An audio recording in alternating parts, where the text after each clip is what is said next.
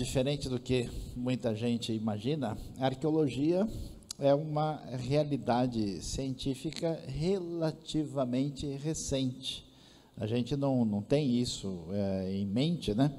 Porque a gente imagina que as coisas ligadas ao passado parece que sempre estiveram à disposição, mas não é o caso. De fato, tem havido um grande desempenho muito mais atual com respeito à realidade daquilo que envolve o passado. Na verdade, a história que envolve a arqueologia tem mais ou menos aí uns 200 anos. Antes disso, a gente não tinha praticamente nada. Então, vamos pensar um pouquinho sobre a questão da arqueologia bíblica e ter informações a esse respeito. Então, vamos lá. Arqueologia, história e ciência, um dos grupos nossos que fez uma viagem mais arqueológica dentro de uma caverna na região sul de Israel, em Tel Maresha, realmente escavando e fazendo parte lá de um grupo para encontrar coisas da época grega na terra de Israel. Então vamos lá. A arqueologia, a princípio, temos que entender que se trata de uma realidade totalmente científica, né? Ela estuda o passado das civilizações antigas a partir de testemunhos concretos. Isso é muito importante, porque às vezes quando a pessoa pensa em arqueologia, em Bíblia, eu me lembro uma vez, a gente estava com um grupo de pessoas, chegamos no Egito, e aí o pessoal falou assim, poxa, será que vai dar para ver o cestinho de Moisés lá no museu?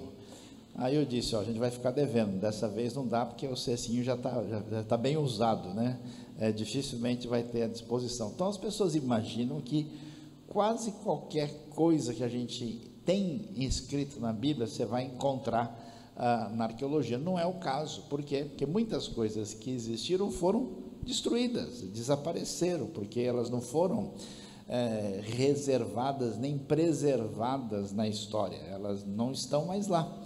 E há outras coisas que a gente encontra, que é da época antiga, mas que não tem uma descrição sobre isso na Bíblia, porque a Bíblia não tem a intenção de fazer descrição sobre todas as coisas. Então, a princípio, é muito importante a gente entender isso, que a arqueologia, ela não tem a intenção, vamos dizer, nem de provar a Bíblia, nem de desprovar, nem de dizer a favor, nem contra. Ela é a ciência e, por isso, ela funciona com esse objetivo de entender as civilizações antigas, como é que essas pessoas viviam, o que eles comiam, como é que eles sobreviviam, como é que eles se organizavam, como é que era a estrutura social, quais eram as atividades econômicas, que tipo de vida eles levavam, qual era o seu sistema político e assim por diante.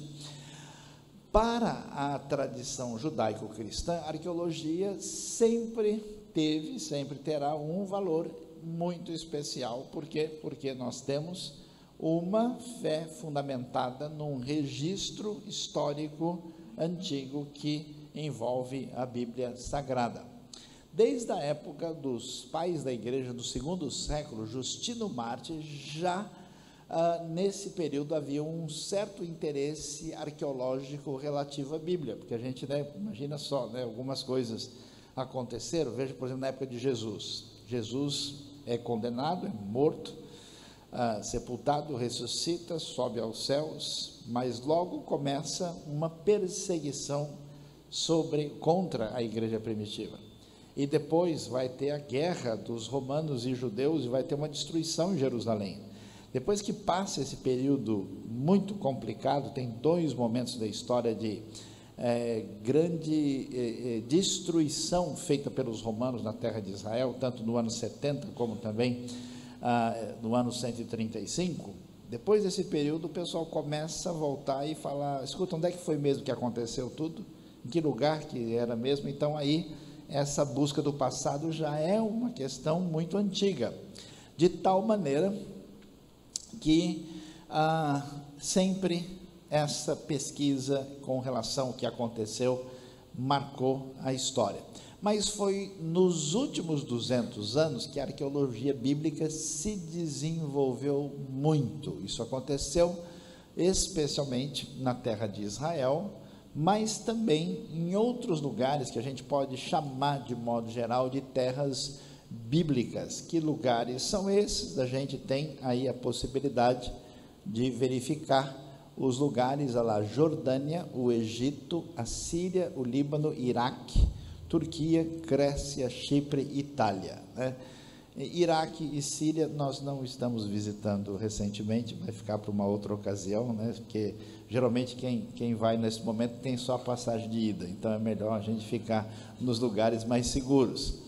Esses são os lugares onde é feita a pesquisa que procura fazer a conexão, a relação entre as descobertas arqueológicas com o texto bíblico, com aquilo que nós encontramos lá. Israel, com certeza, é a terra mais importante, mais significativa, onde a gente tem tanta coisa ligada à Bíblia diretamente, e a arqueologia tem revelado muita coisa. Então vamos lá.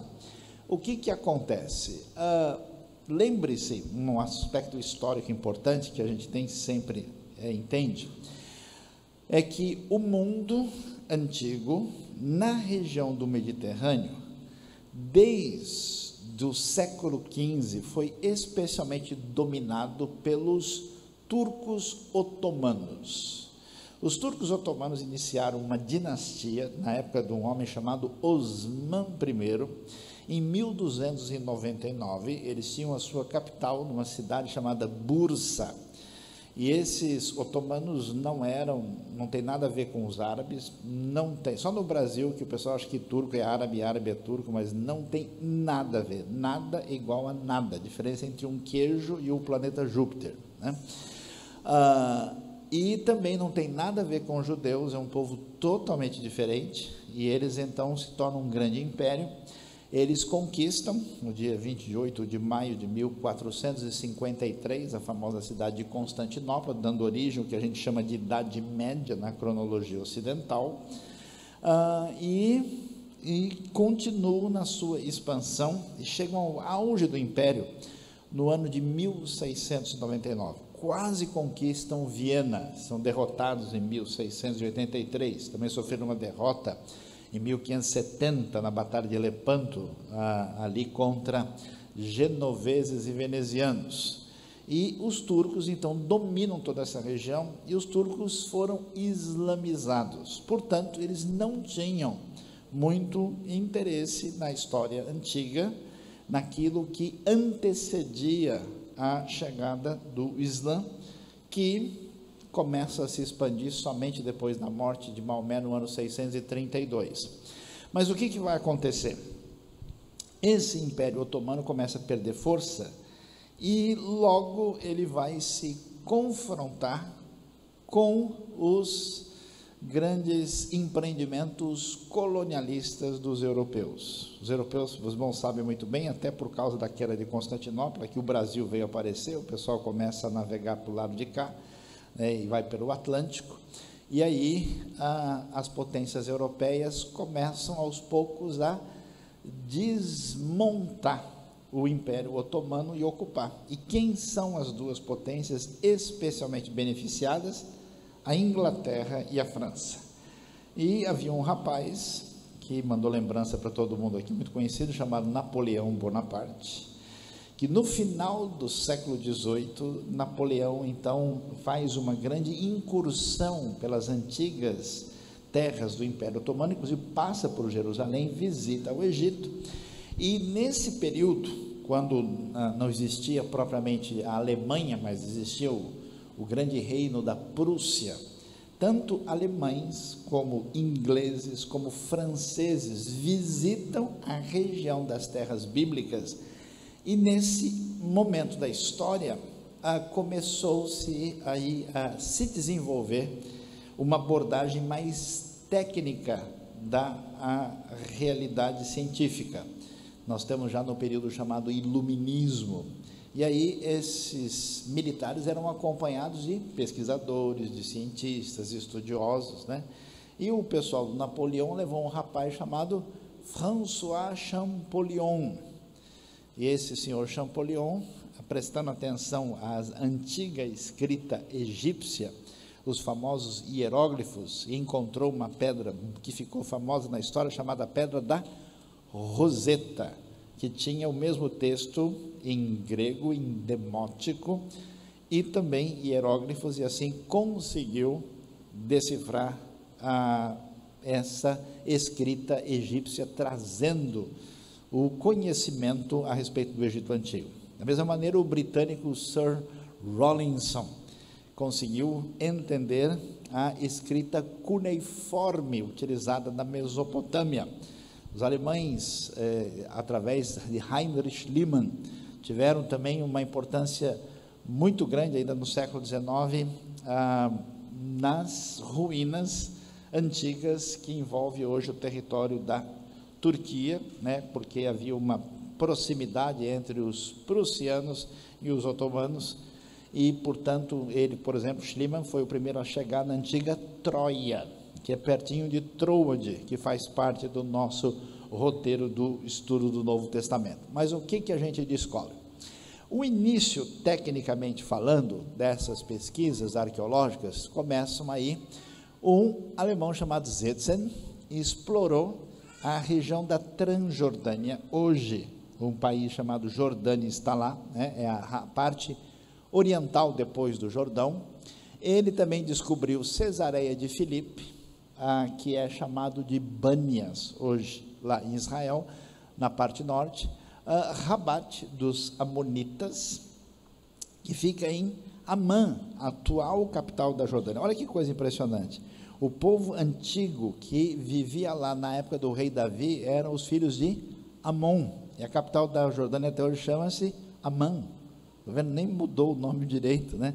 Ainda na área do Museu Aberto de Amã, na Jordânia, é possível ver os restos de um palácio amonita do século VIII a.C., na época do rei Ezequias, tão antigo que é.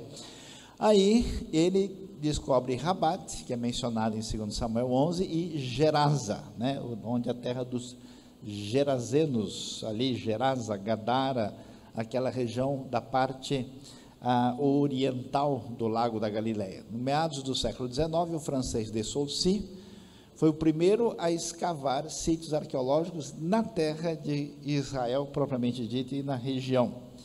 E assim, essa realidade começa a crescer só recentemente. Por que é tão interessante a gente saber disso? Porque, por exemplo, um senhor chamado João Ferreira de Almeida, já deve ter visto o nome dele em algum lugar, ele terminou a tradução do seu Novo Testamento em 1681. Ele faleceu antes de terminar a tradução da Bíblia, que foi terminada pelos seus amigos holandeses. Jacobus Oppedenacker ajudou a terminar o texto, que foi encerrado em 1748, quando a Bíblia foi publicada, e a edição completa em 1753. Nessa época, João Ferreira de Almeida não tinha acesso a nada da arqueologia. Todo conhecimento que se adquiriu a partir do estudo arqueológico, do desdobramento histórico disso, do desdobramento linguístico. Duas línguas importantíssimas foram descobertas e estudadas, uma chama-se ugarítico, outra chama-se acadiano, que ajudou a entender muito do hebraico antigo. Todas essas coisas eram desconhecidas. Aliás, João Ferreira de Almeida era adolescente quando começou o seu projeto, coisa que pouca gente imagina. Então, você veja quanta coisa significativa a gente tem de desdobramento. Então, essas coisas começaram, e chama a atenção a história do inglês Charles Warren. Quem visita Jerusalém, tem um lugar muito especial chamado Cidade de Davi, e na descida da cidade tem um túnel grande, assim, até chegar no túnel de água chamado túnel de Ezequias. Essa escavação desse túnel maior foi feita pelo Charles Warren, na época ainda em que a terra estava debaixo do domínio turco-otomano. Ele fez